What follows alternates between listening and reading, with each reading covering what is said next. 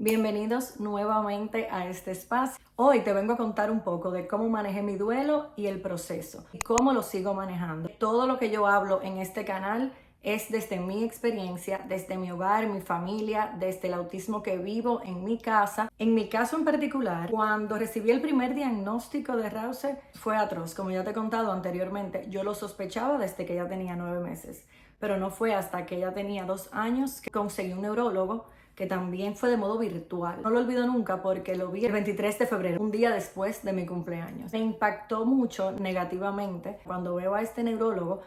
De verdad que el señor fue súper cruel, fue indignante ese encuentro virtual. Yo salí de ahí destruida, llorando. Creo que en ese momento fue que empezó ese duelo, lo que yo puedo llamar un duelo, porque él me arrebató cualquier esperanza y cualquier sueño. Me dijo que mi hija no iba a caminar, que mi hija no iba a hablar, no iba a comer sólidos, que mi hija no iba a dormir y que mi hija era un mueble. Fueron sus palabras hacia mí, que me acostumbrara a verla ahí respirando. No iba a hacer nada más, que no iba a interactuar, que no me hiciera ilusiones. Cuando yo recibí esa información de un profesional, yo no me lo creí, pero dudé.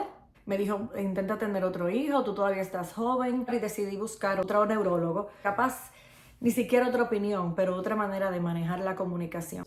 Yo voy en contra de ciertos tratamientos y por eso me voy a privar de compartir lo que él nos recomendó. Esa historia no termina ahí. Entonces, ¿qué pasó? Yo, gracias a Dios, me considero una mujer de mucha fe, una mujer sumamente resiliente, pero resiliente en Dios. Mi resiliencia viene desde arriba, desde mi fe. Y yo creí en cada promesa de Dios, y mientras más yo me destruía y mientras más yo sufría, más yo sentía como Dios me decía las cosas a través de su palabra, servicios en la iglesia, a través de testimonios de pastores o de otras personas. Recuerdo con claridad en ese mismo año testimonio que escuché de un pastor que impactó mi vida. Terminaba su prédica ese día diciendo que a su mamá le dijeron que él no iba a hablar. Y a mí se me hace un nudo en la garganta porque de verdad que cuando tú tienes fe, no te imaginas todo lo que tú vas a ver en tu vida. Y él dice, a mi mamá le dijeron que yo no iba a hablar. Y no fue hasta los 5 años que yo comencé a hablar. Y él no nada más habla, él canta, él es compositor, él predica, habla varios idiomas. Y de verdad a mí me llegó de una manera que yo creo que él nunca se va a imaginar cómo alguien que yo vi en la pantalla de mi computadora impactó mi vida y cómo a través de esa persona Dios me dio ese testimonio de que sí, mi hija iba a hablar. Y así de muchas maneras y a través de muchas personas, de muchos hechos, de sueños, de su palabra, de indagar en su palabra, yo encontré esas promesas donde Dios me dijo, tu hija va a comer, tu hija va a comer, tu hija va a caminar independientemente, tu hija va a ser un ser independiente. Pero claro, tú tienes que trabajar para eso, tú tienes que entregarte para eso y tienes que dedicarte para eso. Pero voy a decir y digo por aquí, recordemos siempre que la primera caridad empieza en el hogar. El ministerio más importante de cada persona como individuo es tu familia. Tienes que trabajar para tu familia. Ven agarrada de tu fe, echar a tu familia hacia adelante y no desistir. Y todo lo que tú sientas en tu corazón, que es una promesa del Señor, hazla tuya, agárrala, repítetela y confía en ella. Porque no hay promesa que Dios nos haga que no se cumpla, que no la veamos, pero siempre en su tiempo. Recordemos que Dios no tarda.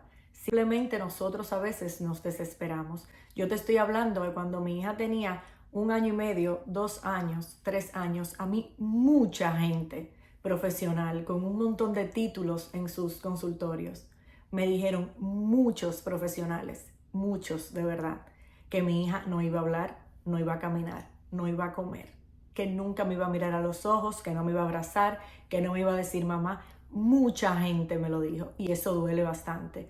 Y hoy mi hija tiene 6 años y mi hija me abraza, come, habla, no del todo, pero habla, entiende inglés, entiende español, canta, interactúa conmigo, me dice mami. Yo quiero compartirte esto, no para ilusionarte ni para que tú vengas a dudar de lo que ningún profesional te diga. Haz tu trabajo, haz tu investigación, pero siempre cree en todo lo que tu corazón te indica, porque la manera más lineal en la que Dios nos habla es a través de nuestro corazón, de la madre, del padre, del cuidador. Dios sabe a quienes nos pone a cargo y no te voy a decir que tú puedes con esta batalla porque no es fácil.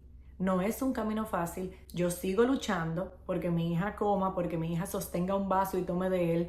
Yo sigo luchando para que mi hija siga hablando. Yo no te lo voy a negar. Pero a la vez voy muy agradecida de cada palabra que sale de la boca de mi hija, de cada alimento que mi hija mastica y se traga. Recuerdo siempre muy agradecida la batida que le hacía a mi hija para sostenerla, todas sus proteínas y todos los minerales y vitaminas que ella necesitaba. Lo recuerdo las veces que subí y bajé escaleras para que mi hija pudiera movilizar bien sus piernas y lograr caminar independientemente sin caerse. Y por eso te lo comparto hoy, para que sepas que sí está ahí, el milagro está ahí, siempre hay un milagro, hay miles de milagros para todos de nosotros. Estar vivos hoy de hecho es un milagro, poder respirar, saborear, comer, ver, escuchar, pero tenemos que ponerle mucha fe y mucho empeño y mucho esfuerzo a esos milagros, jamás sin quitar el protagonismo ni el tiempo a Dios, pero sí colaborar en que las cosas buenas ocurran en la vida de nuestros hijos.